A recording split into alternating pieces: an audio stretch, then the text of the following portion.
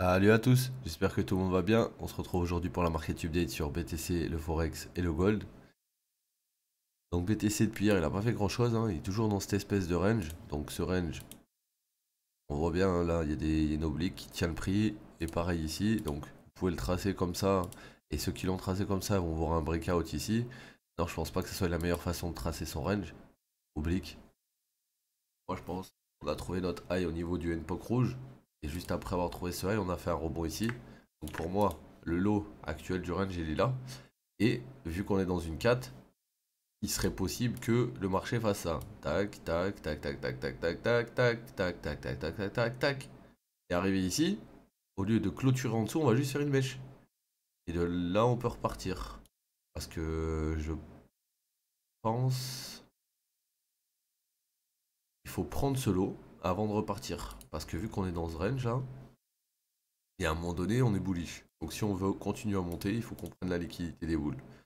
Donc là, dans le range, on voit qu'on arrive sur la value à l'eau, donc c'est possible qu'il y ait des réactions ici, hein, comme il y a eu ici, ici, ici.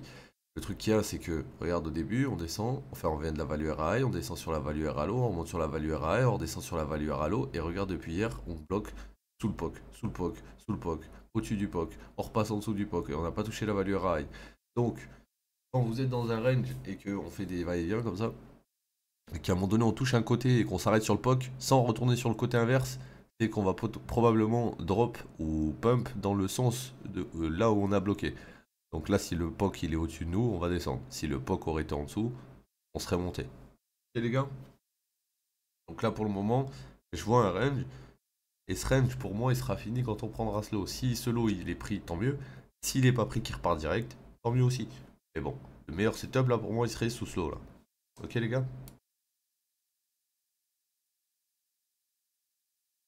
On va aller voir ce qu'a fait le Forex. Donc sur le Forex, on est toujours dans une tendance qui monte court terme, d'accord? Sur du court terme. On était dans une POI M15 ici. On est venu dans la POI, on a créé la div, on a briqué la div, on s'est retrouvé à retracer quasiment toute la leg précédente. Donc là, au niveau du mapping global, c'est-à-dire global, ici, la grande leg précédente, le retracement, on est repassé au-dessus. Si on doit retracer toute la nouvelle leg, on doit revenir dans cette POI. Si on retrace juste, vous voyez ici on a break, le mouvement il a commencé d'ici, il est venu là, il est reparti aussi. Donc si le mouvement qui a break ici ne passe pas en dessous d'ici, donc on serait dans la POI. S'il passe pas en dessous d'ici, on peut rebondir d'ici. D'accord? Mais non, si on passe en dessous d'ici, il y aura peut-être un rebond dans tous les cas, mais l'objectif final ce sera de retourner là-dedans. Donc pour le moment, on est dans une POI. Il y a des divergences, je vois là, divergences. Il faudrait qu'on recasse au-dessus de 1,0670 pour valider cette div. Et si on casse au-dessus, vous avez juste à attendre qu'on revienne au 61,8 pour partir. C'est tout.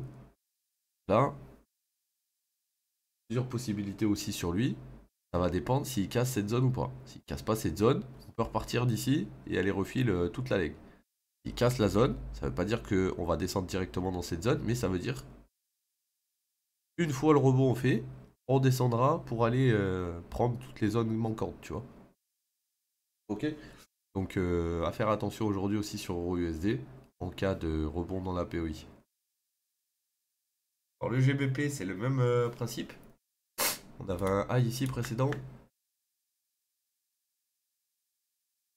On est parti plus haut, du coup on a un lot, un nouveau lot intéressant à regarder. Donc là, on a été là, on a fait ça, on est revenu là-dedans. Ensuite, on est monté, on est monté. Là, on est dans... Je pense pas que c'est une POI ça. Et sur EURUSD sûrement c'est pareil. En gros, la POI pour moi elle est en dessous ici. Et lui, une fois qu'il l'aura touché, ben... EURUSD il sera pas mal aussi je pense. En fait, quand j'ai du mal à lire correctement l'euro ou le GBP, bah, je vais sur l'euro ou le GBP, l'inverse, et je regarde s'il est aussi propre ou s'il est plus crade. S'il est plus propre, ça me permet d'identifier mes POI plus facilement. S'il est plus crade, ben on fait avec ce qu'on a, quoi. Pas le choix.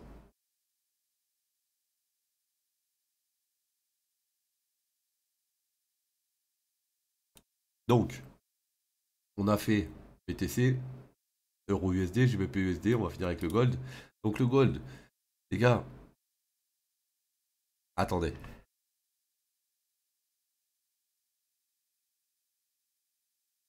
Désolé, une petite envie d'éternuer d'un coup là.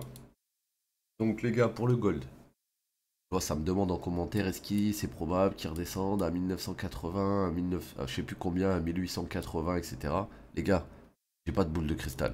Moi, tous les jours, je viens, je me connecte, je regarde, qu'est-ce que ça a briqué, dans quel sens on va. Là, on est en train de monter, ok?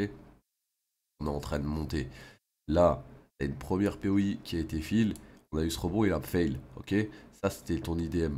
Donc maintenant, on est censé revenir dans cette POI, ok?